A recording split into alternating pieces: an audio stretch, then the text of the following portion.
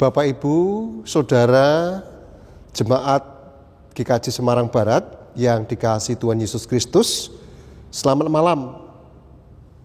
Bagaimana kabarnya? Tentu semua dalam keadaan baik, sehat, dan penuh dengan sukacita. Malam ini kita akan mempersiapkan diri untuk mengikuti pendadaran, sehingga layak mengikuti perjamuan kudus besok pada hari Minggu 2 Agustus 2020. Nanti kita akan membaca firman Tuhan melalui kitab Amsal 1 ayat 1 sampai dengan ayat yang ke-7. Mengawali pendadaran ini kita akan melakukan pujian yang akan dipersembahkan oleh keluarga Bapak Dedi Kristianto dengan judul pujian Jalan Hidup Orang Benar.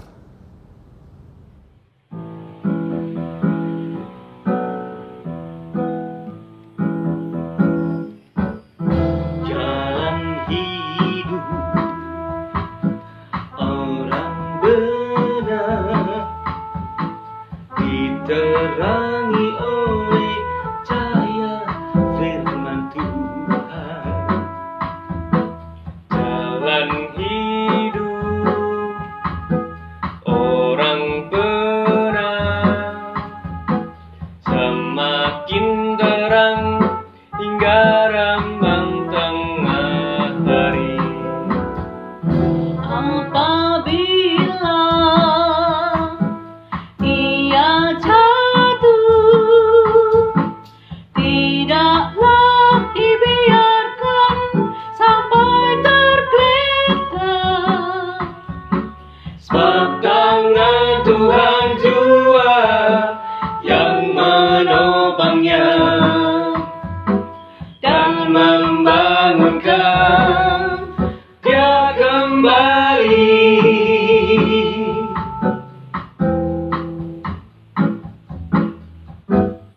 Jalan hidup orang benar diterangi oleh cahaya firman Tuhan. Jalan hidup orang benar semakin terang hingga rambang tengah hari. Apabila ia jatuh, tidaklah dibiarkan sampai tergeletak. Sebab tangan Tuhan jua yang menopangnya dan membangunkan dia kembali, dan membangunkan dia kembali, dan membangunkan dia kembali.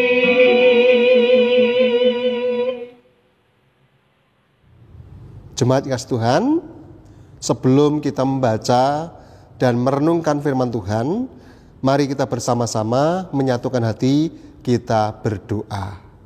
Mari kita berdoa. Bapa kami yang ada di surga, terima kasih malam hari ini Tuhan mempertemukan kami dalam keluarga kami masing-masing untuk bersama-sama kami akan mempersiapkan diri untuk mengikuti pendadaran malam hari ini. Sebentar kami akan membaca dan merenungkan firman-Mu, kiranya Tuhan Yesus menolong memberkati agar firman Tuhan yang kami terima pada kesempatan malam hari ini benar-benar menjadi dasar kami di dalam pendadaran malam hari ini. Hamba-Mu yang nanti akan membaca dan menyampaikan firman Tuhan, kiranya Tuhan Yesus menolong dan memberkati. Di dalam nama Tuhan Yesus kami berdoa dan mengucap syukur. Amin. Jemaat yang dikasihi Tuhan, Amsal 1 ayat 1 sampai dengan ayat yang ke-7 Yang demikian firman Tuhan. Amsal Salomo bin Daud, Raja Israel, untuk mengetahui hikmat dan didikan, untuk mengerti kata-kata yang bermakna, untuk menerima didikan yang menjadikan pandai, serta kebenaran, keadilan, dan kejujuran, untuk memberikan kecerdasan kepada orang yang tak berpengalaman, dan pengetahuan serta kebijaksanaan kepada orang muda. Baiklah orang bijak mendengar dan menambah ilmu, dan baiklah orang yang berpengertian memperoleh bahan pertimbangan. Untuk mengerti amsal dan ibarat perkataan dan teka-teki orang bijak, takut akan Tuhan adalah permulaan pengetahuan, tetapi orang bodoh menghina hikmat dan didikan. Yang berbahagia adalah mereka yang mendengarkan firman Tuhan dan yang melakukan dalam kehidupan setiap hari. Amin.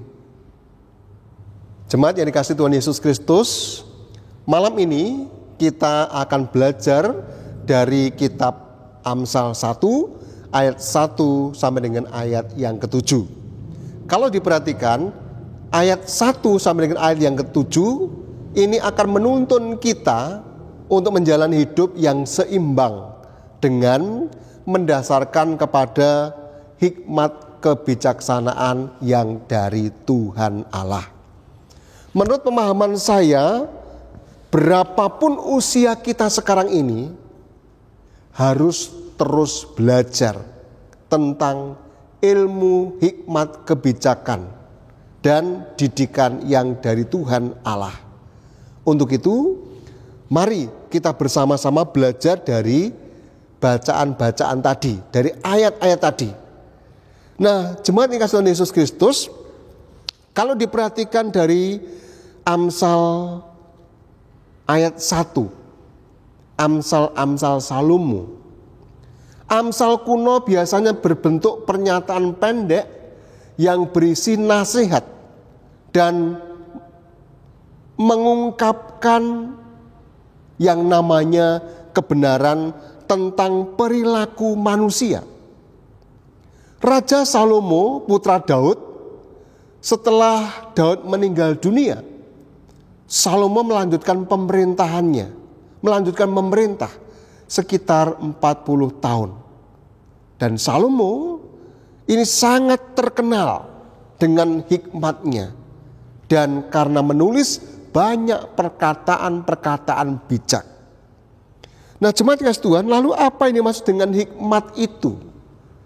Hikmat adalah pengetahuan dan pengertian akan apa yang adil, apa yang benar, apa yang jujur, apa yang tulus.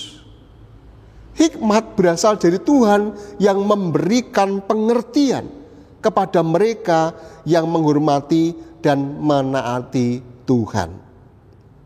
Menurut kitab Amsal, karena Tuhanlah yang memberikan hikmat dari mulutnya, maka di sana datanglah yang namanya pengetahuan dan kepandaian.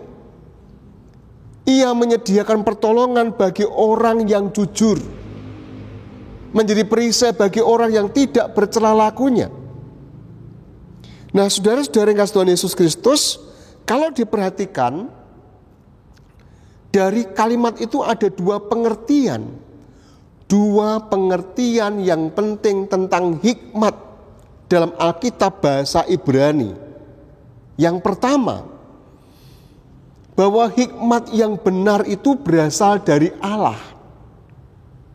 Lalu yang kedua, hikmat Allah didasarkan kepada hukum Taurat yang Allah berikan kepada Musa yang pada waktu itu berada di Gunung Sinai.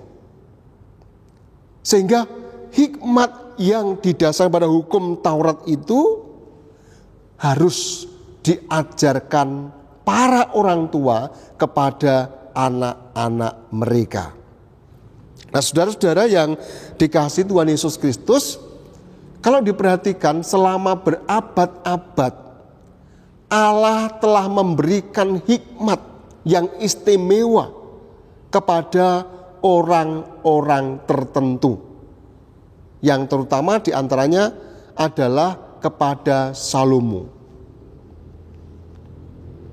Yang saat itu Salomo memohon kepada Tuhan dan akhirnya diberikan hikmat oleh Allah. Hikmat Salomo termasuk hikmat mengenai hukum memahami, yaitu bagaimana orang seharusnya berlaku satu dengan yang lainnya. Nah, saudara-saudara yang kasih Tuhan, kalau diperhatikan ayat demi ayat, kalau diperhatikan dalam ayat yang ketiga, di sana dikatakan kebenaran, keadilan, dan kejujuran. Apa yang benar itu berarti apa yang dikenan oleh Tuhan. Menurut hukum Taurat dan kitab para nabi, orang benar adalah orang yang hidup sesuai dengan perintah, hidup sesuai dengan pengajaran Tuhan. Hidup benar berarti memperlakukan orang lain itu dengan adil dan jujur. Kalau diperhatikan dengan ayat yang berikutnya, ayat 4 sampai dengan ayat yang ke-6, menerangkan bahwa hikmat ini dapat diraih oleh setiap umat manusia berapapun usianya. Sehingga dengan demikian ukuran kebijaksanaan seseorang itu sebenarnya terletak kepada seberapa orang itu mau mendekatkan dirinya, mendekatkan hatinya, mau taat, mau setia, mau terpaut, bahkan memiliki rasa takut kepada Tuhan.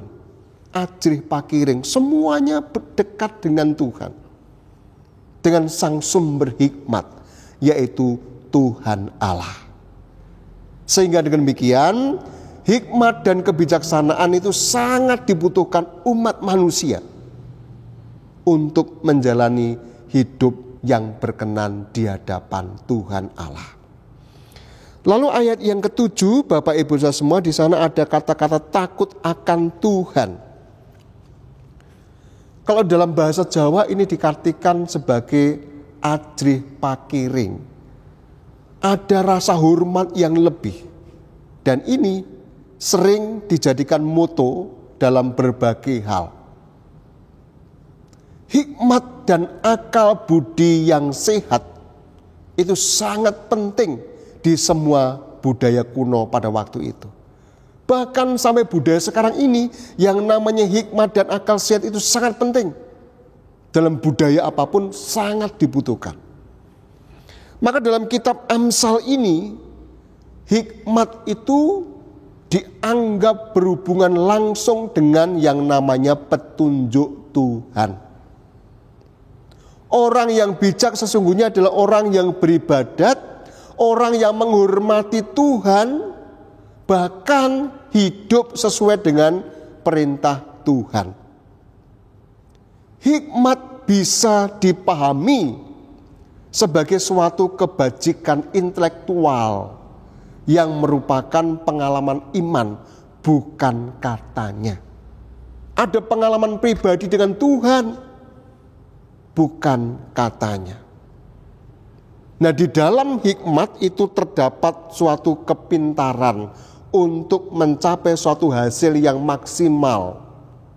Bagaimana menata strategi yang bagus sehingga didapat hasil yang maksimal. Dan pada akhirnya orang yang berhikmat itu dapat disebut dengan bijaksana. Nah, saudara-saudara, yang menarik adalah bahwa sumber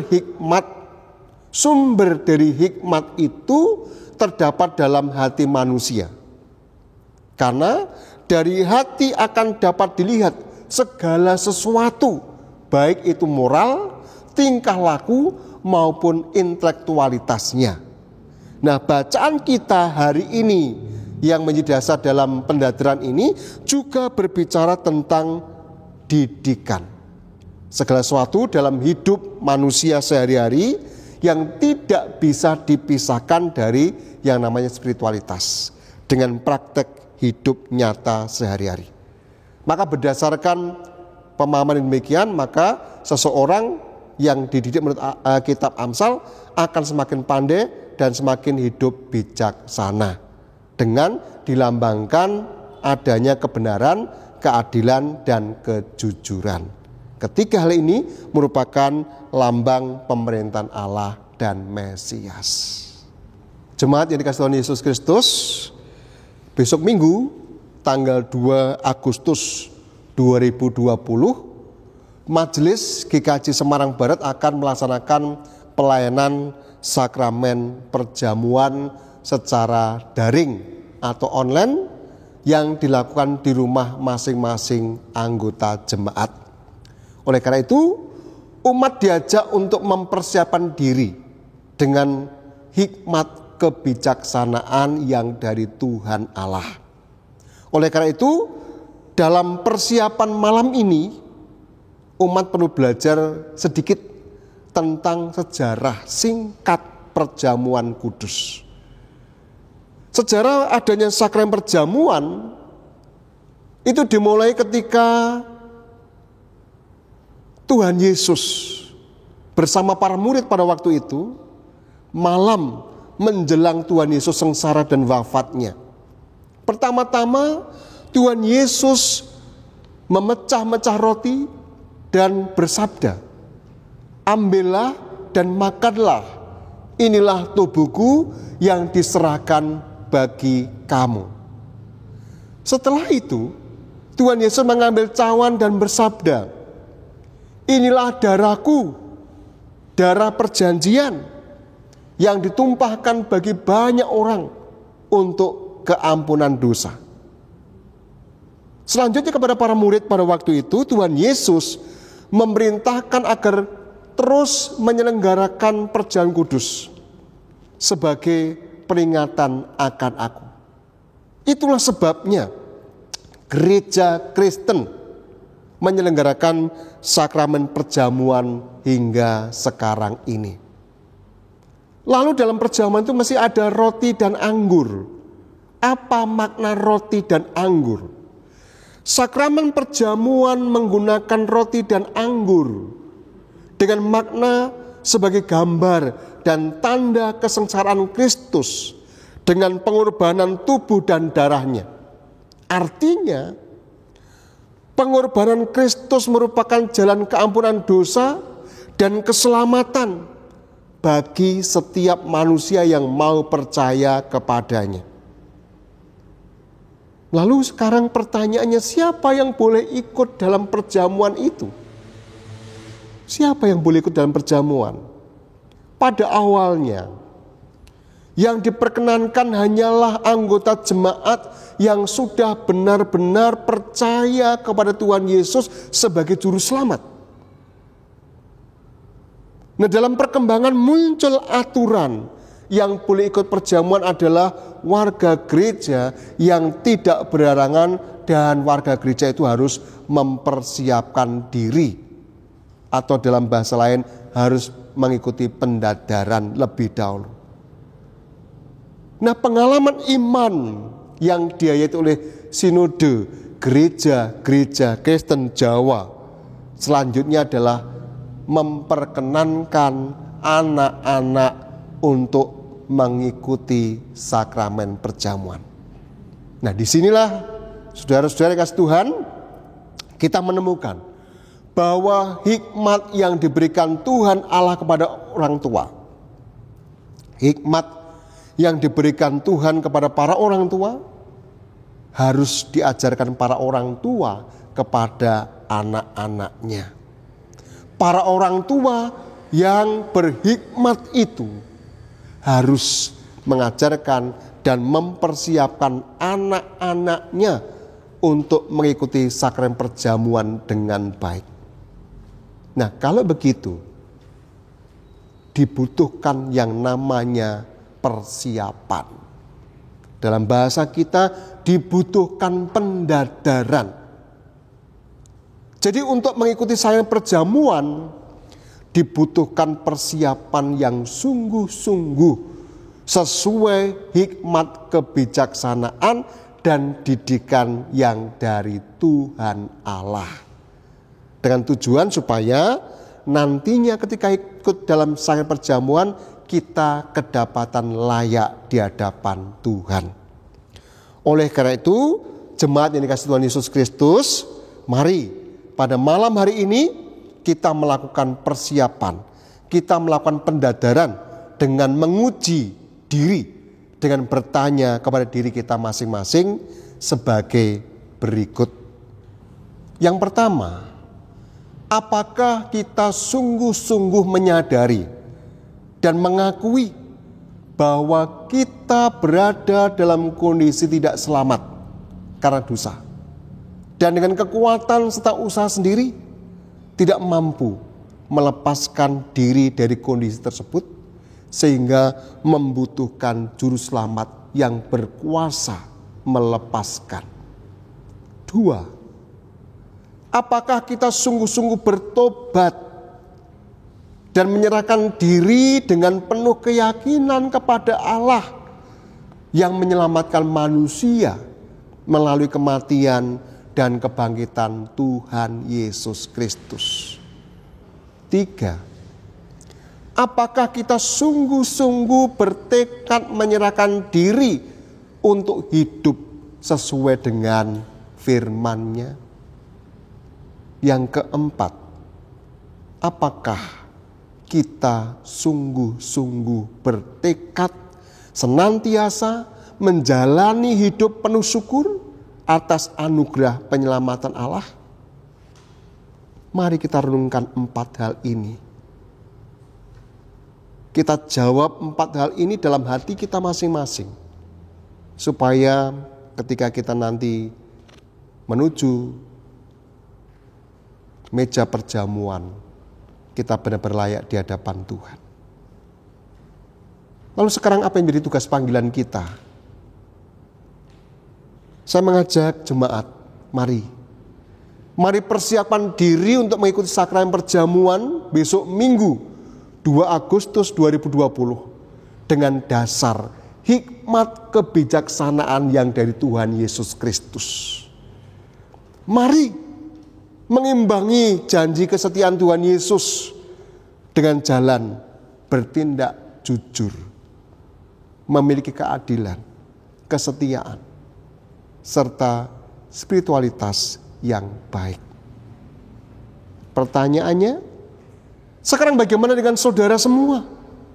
Maukah mempersiapkan diri dengan berdasar pada hikmat kebijaksanaan dari Tuhan Yesus?